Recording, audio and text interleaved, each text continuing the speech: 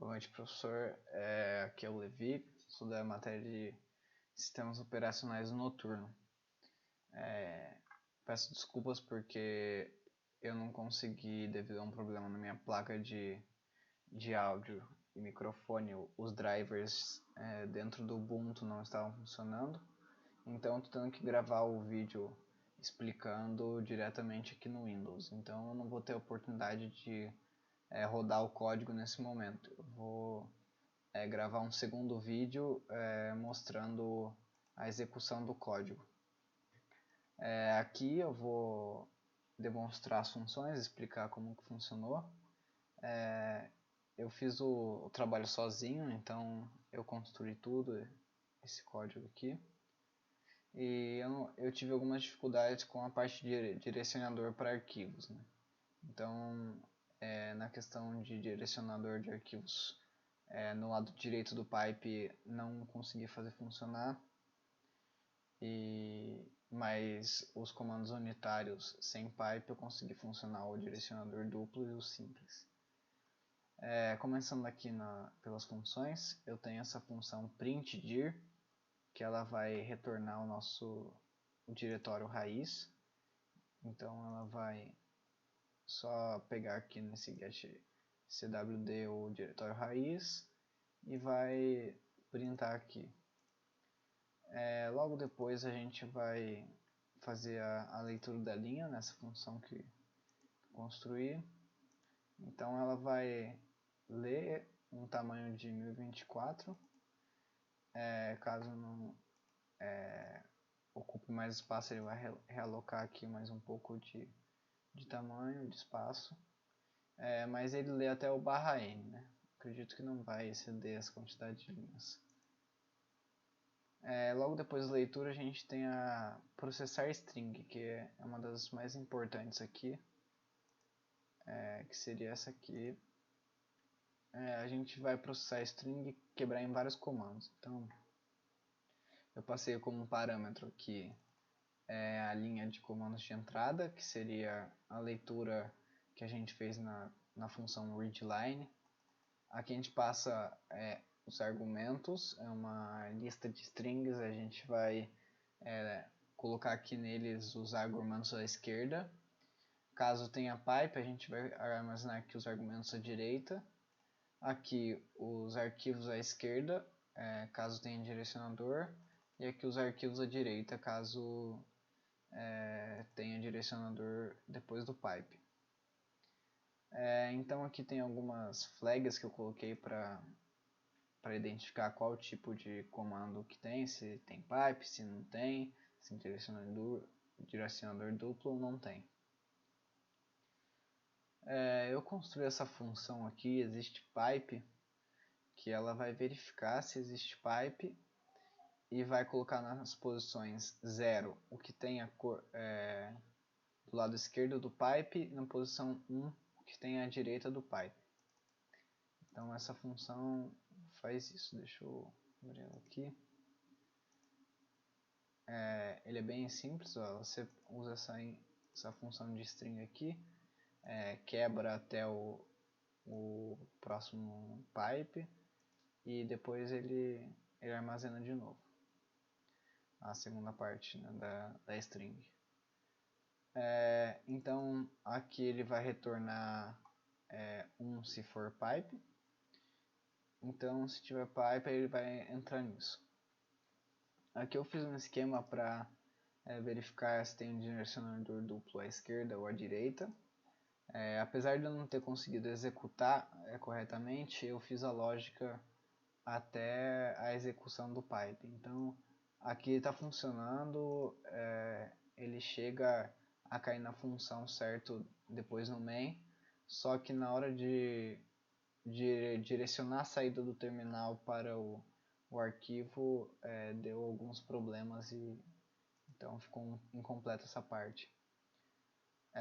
Então aqui eu verifico se tinha um direcionador duplo e iria armazenar o nome do arquivo, caso seja a esquerda nesse if, caso seja a direita nesse outro if. Independente de tudo, se tem pipe, eu estou armazenando os argumentos do pipe, à esquerda e à direita. Caso ele não seja pipe, a gente vai verificar se existe direcionador também, no caso de comandos unitários. E a gente vai pegar esses argumentos do redirecionador e vai pegar os arquivos. Aí aqui a gente vai pegar os argumentos à esquerda também para executar, fora os arquivos. E aqui eu fiz um esqueminha para retornar um índice lá no main, aqui, para eu conseguir identificar os arquivos unitários, que esse 0 aqui é uma flag que eu digo se é direcionador duplo ou não. Então, aqui no caso, se direcionador duplo for igual a 1, ou seja, ele não tem um direcionador duplo, eu retorno 0, porque aí a gente iria cair nesse caso primeiro aqui. Então seria um direcionador normal. Se o direcionador duplo for 2, que seria o caso de realmente ter um direcionador duplo, acredito que o nome da variável não ficou melhor, porque deveria ser só direcionador, né? Então ele iria retornar aqui 3, porque o pipe seria 0. Então ele cairia nessa segunda aqui, executar os unitários com direcionador duplo. Caso seja pipe, aqui seria 0 se for um normal, então ele cairia aqui para executar um arquivo, só que desse jeito. E caso ele tenha direcionador duplo, ele iria cair nessa última opção aqui. Então aqui ele fez toda essa leitura e quebrou em argumentos e retornou o tipo de processamento que o processo deveria fazer. Então a gente pegou esse Python unitário e do jeito que eu expliquei, ele vai cair nessas 4 possibilidades. Eu vou explicar agora separado, executa argumentos unitários e executa pipe. Aqui a gente tem a função de executar os argumentos unitários normais, então a gente dá o fork aqui. Caso tenha problema no fork, a gente retorna um erro. Aqui a gente, se for o processo filho, a gente vai verificar se tem direcionador. Se tiver direcionador, a gente identifica por essa variável aqui. Se ela estiver preenchida, é porque existe um direcionador. Então, se ela não tiver, é só executar comando. Então, se tiver, a gente vai redirecionar a saída. A gente tem essa função aqui, que ela redireciona a saída. Então, a gente vai executar o processo direto por aqui. A gente vai abrir o arquivo. Aqui é o caso da gente ter o direcionador duplo, que a gente vai abrir o arquivo para adicionar no final. E só para leitura, né? Não, só para escrita, no caso. E aqui a gente vai ter, para escrita, a gente vai ter a possibilidade de criar, e a gente só vai colocar, reescrever por cima, né? Então aqui ele faz essa troca de direcionador duplo ou simples. Aqui a gente vai duplicar o nosso leitor, né, o descritor, e caso aqui a gente dá um print no erro, caso falhe essa duplicação no descritor.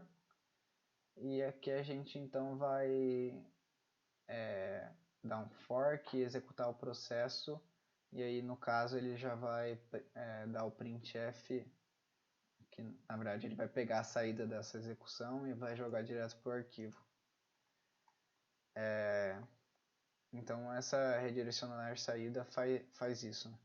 Então caso ele não tenha, ele não execute o processo direto nessa função, ele vai executar esse processo que vai sair na saída normal do terminal. Caso ele dê erro, ele também dá esse printf aqui que o comando não conseguiu ser executado. Então a gente finaliza o processo aqui, eu coloquei o pi com essa wait null. Também poderia ter usado o wait.pid, mas eu coloquei o wait null aqui. E a outra função que teria era executar os argumentos em pipe. Então aqui a gente verifica se a função de pipe funcionou corretamente. Caso ela executou corretamente, a gente vai começar o processo à esquerda.